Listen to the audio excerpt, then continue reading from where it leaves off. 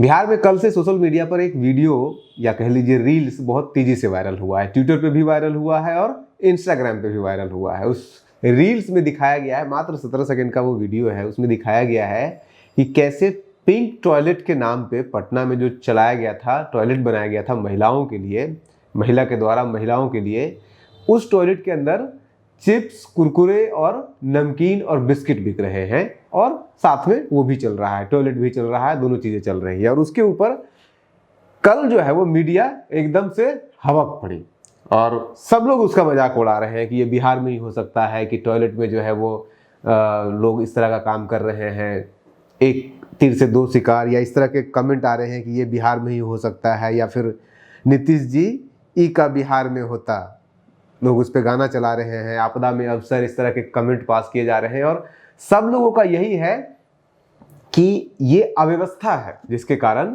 इस तरह से जो व्हीकल या फिर जो पिंक टॉयलेट बनाया गया था महिलाओं के इस्तेमाल के लिए एक्सक्लूसिवली, उसका इस तरह से गलत इस्तेमाल हो रहा है। अब हमें बड़ा ही घिन आता है, शर्म आता है इस तरह की मीडिया, जो बिहार की रीजनल मीडिया है, इसके रिपोर्टिंग के ऊपर। ये थोड़ा सा टाइमलाइन में पीछे जाकर के देखना नहीं चाहते हैं। कहीं पे कोई भी चीज चल रहा है, उसको जैसे चल रहा है वैसे दिखा देना, हमें तो कुछ पता ही नहीं है। तो फिर आप वहां पे बैठ के करते क्या है? सिर्फ ये 4 लाइन बोलने के लिए कि एक वीडियो जो है, एक वीडियो है, एक रील्स है, वो वायरल हो रहा है, आखिर आप ही देखिए रील्स में क्या है, इतना ही बोलने के लिए। इस रील्स का, इस पूरे प्रोजेक्ट का, जो पिंक टॉयलेट प्रोजेक्ट है, उसका जब हमने पूरा इतिहास खंगाला, उसका एक वैश्विक इतिहास है।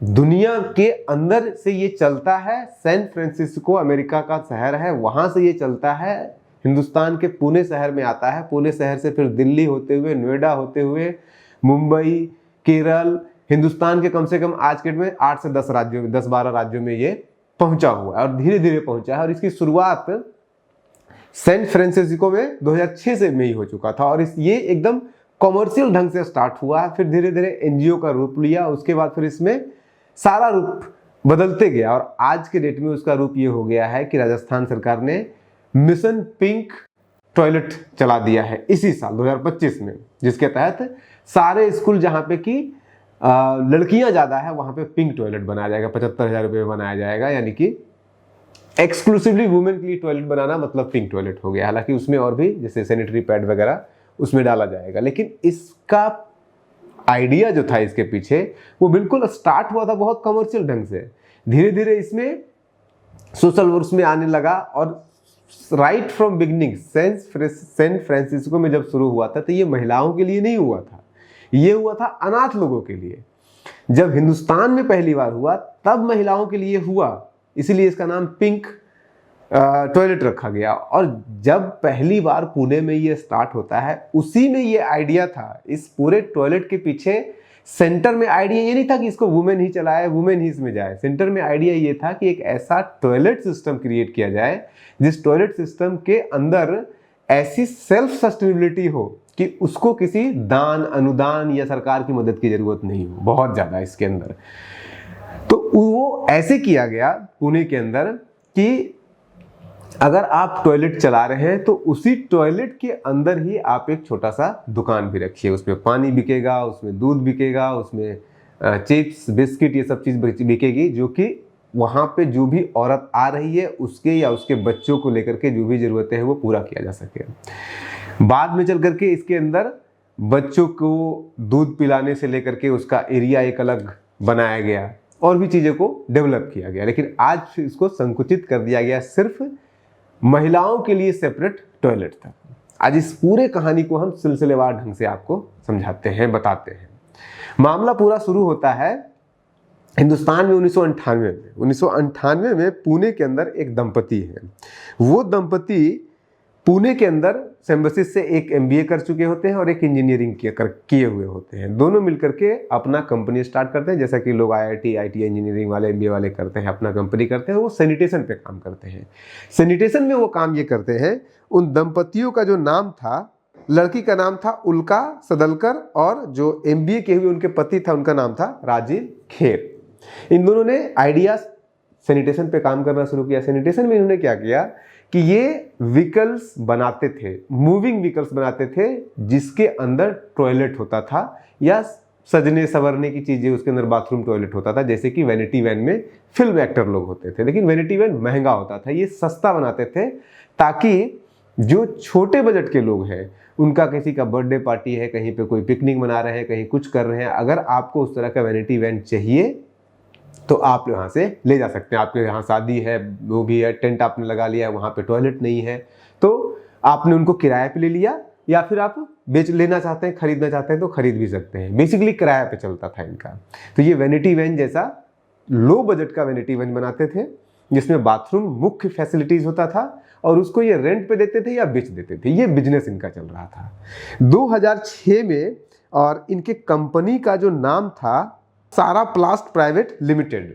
अब 2006 में आपको पता है कि 2004 आते आते CSR का एक नया जिन आ गया, यानी कि जो भी कॉर्पोरेट में काम कर रहा है, आपकी कंपनी है, तो उसका कॉर्पोरेट सोशल रिस्पॉन्सिबिलिटी वाला जो पैसा है वो किसी NGO को दान दीजिए या खुद आप कोई सोशल वर्क का काम कीजिए। तो ज़्यादातर लोगों ने क्या किया, अपने कंपनी का ही अपना एक NGO बना दिया। जैसे कि अजीम प्रेमजी फाउंडेशन है, विप्रो ने अजीम प्रेमजी फाउंडेशन बना दिया, टाटा ने टाटा ट्रस्ट बना दिया, ऐसे ही रिलायंस ने रिलायंस फाउंडेशन बना दिया, बिल गेट्स ने अपना फाउंडेशन बना दिया, सब ने अपना अपना फाउंडेशन बना दिया ताकि उनका पैसा उन्हीं के पास रहे। तो इन्होंने भी एक NGO बना दिया। अब वो NGO ये करता था कि CSR के पैसे से ये बनाता था, और पब्लिक प्लेसेस पे, यहाँ पे पहली बार ये क्या करते हैं कि सिर्फ महिलाओं के लिए पब्लिक प्लेस पे अपने इस वैनिटी वैन को लगा देते थे। उसको जो भी इस्तेमाल करना चाहे वो उसका इस्तेमाल करे। कुछ जगहों से ये पैसा लेते थे, कहीं कहीं पे जहाँ पे कि पॉश एरिया होता था वहाँ पे 5 रुपया पर हेड लेते थे यूज करने का, और ज़्यादातर जगहों पे जो लो बजट एरिया है वहाँ पे ये पैसे नहीं लेते थे। इसी में इन्होंने प्रयास किया, उसमें चूंकि एक महिला भी नौकरी करती थी, तो महिला जो है वो उसमें काम करती थी, उसको भी 10,000 12,000 रुपये मंथली उनको सैलरी देना होता था। तो आइडिया इनका ये हुआ कि हमने वैन तो चलो CSR के पैसे से दे दिया, उसका मेंटेनेंस दे दिया, ये महिला का जो पैसा है वो खुद वो कर ले, यानी कि सेल्फ सस्टेनेबल हो जाए, हम वैन बना के दे दें, बाकी वो खुद चलाते रहे। तो उसके लिए इन्होंने 4-5 तरह का दिमाग लगाया। एक ट्रेनिंग सेंटर उसी के अंदर खोला जा सकता है, एक है कि वहीं पे उसी में हेल्थ फैसिलिटीज का हेल्थ सेंटर उसमें खोला जा सकता है। इसी तरह से 4-5 उनका मेनली बेसिकली आइडिया आया, और उसी में से एक आइडिया ये था कि उसी के अंदर एक आप छोटा सा दुकान खोल लीजिए जो बाथरूम से संबंधित चीजें, उसमें कि साबुन छोटा टिकिया मिल जाए, उसमें शैम्पू मिल जाए, किसी को खाना है तो बिस्किट मिल जाए, चाय मिल जाए, चाय पत्ती मिल जाए, ये सब छोटी छोटी चीजें, और खास करके महिलाओं को ध्यान में रखते हुए उसमें सैनिटरी पैड मिल जाए सस्ते दाम पे दे करके, और उसके साथ साथ वहाँ पे दूध वगैरह मिल जाए, पानी वगैरह मिल जाए, ताकि बच्चों के लिए पिलाने के लिए कोई महिला आ रही है जो कि गर्भवती है, या फिर जो महिला जिसके बच्चे छोटे, वो उनको पिला सके। यहाँ से शुरू होता है सेल्फ सस्टेनेबल, कि उसी के अंदर एक चिप्स पैकेट ये सब का दुकान भी रहेगा उसी के अंदर, उसी वैनिटी वैन के अंदर, और वही पटना में है।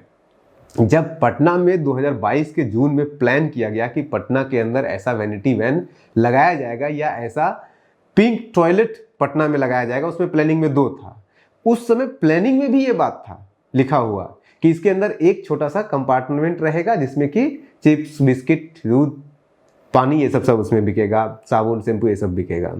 और उसके बाद जब 2024 में ये सड़क पे उतरती है, ये वैन, ये पिंक पटना के सड़क पे जब उतरती है, तब भी उसमें ये रहता है, और उसमें ETV का एक रिपोर्टर वीडियो भी बनाते हैं और उसमें ये बात बोलते हैं, आप यहाँ पे देख लीजिए, वो खुद बोल रहे हैं कि इसके अंदर चिप्स, बिस्किट, इसका भी एक छोटा सा स्टॉल लगा हुआ है।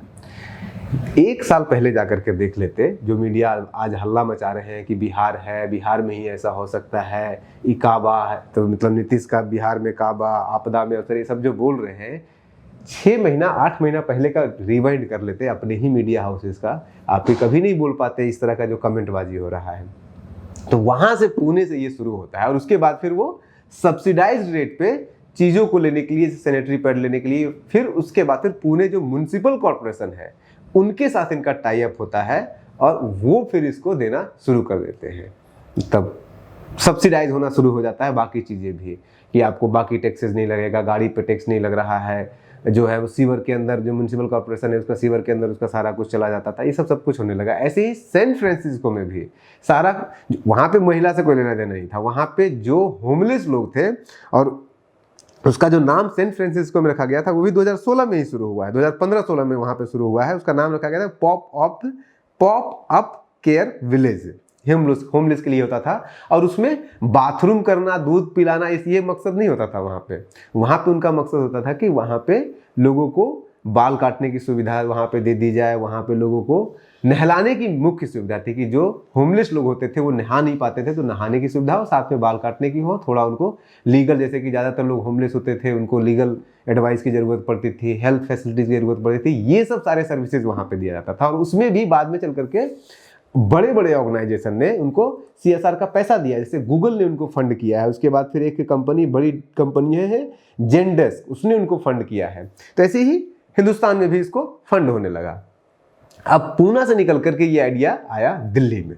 दिल्ली में पहली बार 2017 के सितंबर में ये दिल्ली के विकास नगर एरिया में पहला पिंक टॉयलेट बनाया जाता है। उसके बाद फिर धीरे धीरे ये बहुत जगह फैलता है। उसके बाद फिर उसके नेक्स्ट जो है वो 2019 में चला जाता है, ये बनता है यहाँ पे नोएडा में बनता है, उसके बाद लखनऊ में बनता है, लखनऊ में जाकर के 2023 में 22-23 में बनता है। ऐसे ही आपको तमिलनाडु तीसरा स्टेट था जहाँ पे पहले बना सिर्फ आपके महाराष्ट्र में, उसके बाद फिर बना दिल्ली में, फिर उसके बाद फिर तमिलनाडु में बनता है। उसके बाद फिर मध्य प्रदेश में 2021 में, पंजाब में भी 2021 में ही बनता है, फिर उत्तर प्रदेश में बनता है, गुजरात में बनता है, तमिलनाडु में, चेन्नई में, तमिलनाडु का जो एक जिला था त्रिची, वहाँ पे ये मई 2019 में ही शुरू हो जाता है, लेकिन चेन्नई आते आते इसको लग जाता है 2023 का नवंबर, और चेन्नई में आकर के इसका पूरा का पूरा मूड ही बदल जाता है। त्रिची में जब बनता है तो 40 लाख रुपए के खर्चे में बनता है, और चेन्नई में मूविंग व्हीकल बनता है। और मूविंग व्हीकल जो त्रिची वाला था वो फिक्स था, कंक्रीट का था, जो चेन्नई वाला है वो मूविंग है, और निर्भया फंड के पैसे से बनाया गया था। और इसमें लगभग 29,13,000 रुपये के से एक गाड़ी खरीद करके दिल्ली से लाया गया था। टोटल 15 गाड़ियाँ लाई गई थी। तो इस तरह से और भी राज्यों में चला, फिर उसके बाद गुजरात में बना, उसके बाद फिर कर्नाटक में, केरल में, राजस्थान में, आंध्र प्रदेश में, सारे जगह पे बनना शुरू हो गया। गुजरात में 2023 में, अब अक्टूबर 2023 में हुआ, अहमदाबाद में पहले हुआ, फिर सूरत में हुआ, फिर केरल में जाएगा तो सितंबर 2023 में हुआ, साउथ कन्नड़ डिस्ट्रिक्ट में, आंध्र प्रदेश में जाएगा तो नवंबर 2023 में हुआ, विजयवाड़ा में राजस्थान में, बीकानेर में 2024 में सबसे पहली बार खुला गया था। अच्छा, राजस्थान ने सबसे ज़्यादा इसके साथ एक्सपेरिमेंट किया। राजस्थान ने इसका नाम ही बदल दिया, पिंक टॉयलेट की जगह इसका नाम रख दिया सखी महिला स्वच्छ गृह। और 2024 में, अभी 25 में इन्होंने मिशन पिंक टॉयलेट स्टार्ट कर दिया, जिसमें कि स्कूल के अंदर ही 75,000 रुपये एक्स्ट्रा पैसा दिया जाएगा, उससे आप बनवाइए। टीचर एडमिनिस्ट्रेशन को, जो स्कूल एडमिनिस्ट्रेशन इनको दिया जाएगा कि आप इसमें एक एक्सक्लूसिवली वुमेन के लिए बनाइए। और जो टॉयलेट पूरा सिस्टम स्टार्ट हुआ था, जिसका कॉन्सेप्ट था कि महिला को लेकर के, महिला के लिए, महिला के द्वारा संचालित एक टॉयलेट बनाया जाए, जिसमें कि नैपकिन हो, सैनिटरी पैड हो, जितनी भी ज़रूरतें हैं उनकी, या फिर अगर कोई महिलाएं जो है वो उनके बच्चे हैं तो उनको दूध पिलाने का जगह हो, ये सब सारी चीज़ें हो। वो अब संकुचित हो गया है कि चूंकि पुरुष और महिला का एक ही टॉयलेट रहेगा तो दिक्कत होगी, तो महिलाओं के लिए अलग से टॉयलेट बनाया जाए। अब ये इसको पिंक टॉयलेट इसलिए कहते हैं क्योंकि इसका रंग जो है वो पिंक होता है, और महिलाओं का पेंटिंग उस पे बाहर से होता है, ताकि दूर से दिख जाए कि ये पिंक टॉयलेट है, ये महिलाओं को दूर से दिख जाए कि ये हमारा टॉयलेट है, इसमें हमें जा सकते हैं, सेफ है यहाँ पे। ये सोच करके ये पूरा का पूरा सिस्टम क्रिएट किया गया था, और बिहार में उसका क्या हाल कर दिया गया है। धीरे धीरे जो पूरा जो सेल्फ सस्टेनेबिलिटी का कॉन्सेप्ट था वो इस पूरे टॉयलेट सिस्टम से ख़त्म कर दिया गया। और राजस्थान आते आते तो वो बचा ही नहीं, वहाँ पे आते आते सिर्फ ये बचा कि अच्छा इसमें नैपकिन मिलेगा, सैनिटरी पैड मिलेगा, और सिर्फ महिलाओं के लिए होगा, और कुछ नहीं बचा इसमें अंदर। सेल्फ सस्टेनेबिलिटी का पूरा कॉन्सेप्ट ही खत्म हो गया। पटना का भी वही हाल है। अब पटना के सामने विडंबना ये है कि जो 2024 में जून में 22 में ये बन चुका है, 23 में ये बन चुका है कॉन्सेप्ट, 22 में ही, उसके बाद इतना डिले होने के बाद 24 में मई में फाइनली ये उतरता है पटना की सड़कों पे, और फिर ये होता है कि और भी बढ़ाया जाएगा, लेकिन आज तक नहीं बढ़ता है। आज भी जो है वो 3 मात्र इसका वैन है पूरे पटना में। एक आपको मिलेगा, जो ये वीडियो जो आप वायरल देख रहे हैं वो जो मरीन ड्राइव है वहाँ का है।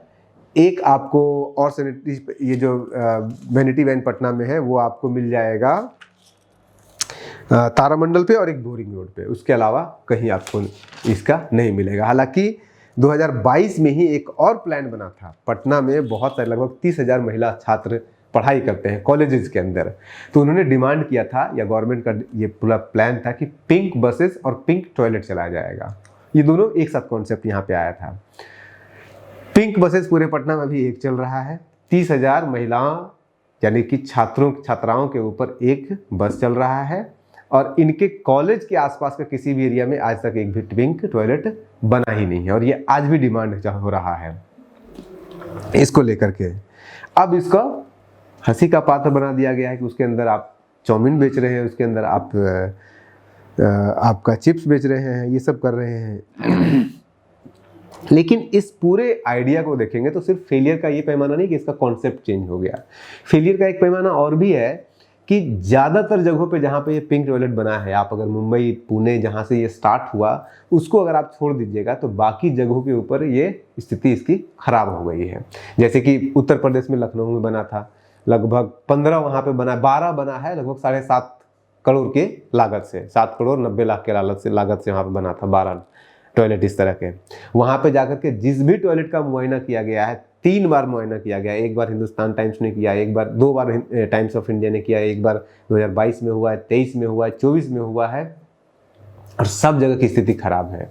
वहाँ के तो मेयर ने यहाँ तक बोल दिया, जब उनसे पूछा गया कि इस तरह की स्थिति क्यों है, तो देखिए सस्टेन नहीं कर पा रहा है, हम सोच रहे हैं कि ये किसी प्राइवेट सेक्टर को ये टॉयलेट दे दे ताकि वो उसको चला सके।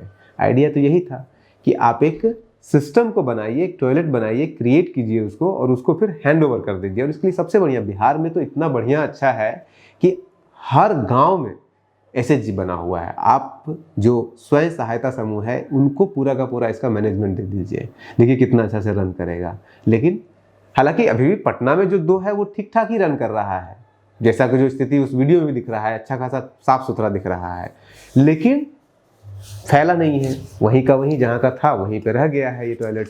अब इसमें करप्शन की भी संभावना है। करप्शन की संभावना ये ऐसे है कि कहाँ राजस्थान 75,000 रुपये में तैयार कर रहा है इस टॉयलेट को, कहाँ पे दूसरी तरफ कर्नाटक जो है, कर्नाटक में एक्सपेरिमेंट हुआ था। कर्नाटक में एक जिला है, अप्रैल 2022 में वहाँ प्लान किया गया था कि गोडक जिला के 32 पंचायत में हर पंचायत में एक बनाया जाएगा इस तरह का पिंक टॉयलेट। तो वो कंक्रीट का होता था। अब वो जो है एक टॉयलेट बनाने के लिए 6 लाख का खर्चा दिया गया। 6 लाख में से एक जगह पैसे नहीं आया है, 3 लाख मनरेगा से पैसे, उसको मनरेगा फंड से पैसे दिया गया, 1,80,000 रुपये दिया गया उसको स्वच्छ भारत मिशन के द्वारा, SBM के द्वारा, और 1,20,000 रुपये जो पंचायत का फंड होता है उस फंड से इस्तेमाल करके इसको बनाया गया है।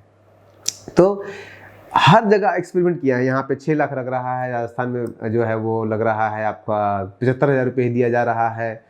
जो ये है आपका चेन्नई में जो है 29 लाख 30 लाख चला गया। जो त्रिची में बना था तमिलनाडु में, वो जो है वो 40 लाख रुपये दे दिए इसको।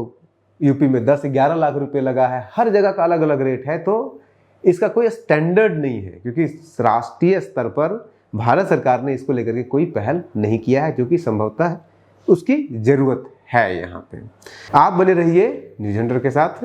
खबर के पीछे की खबरें बहुत इंटरेस्टिंग होती है। नमस्कार।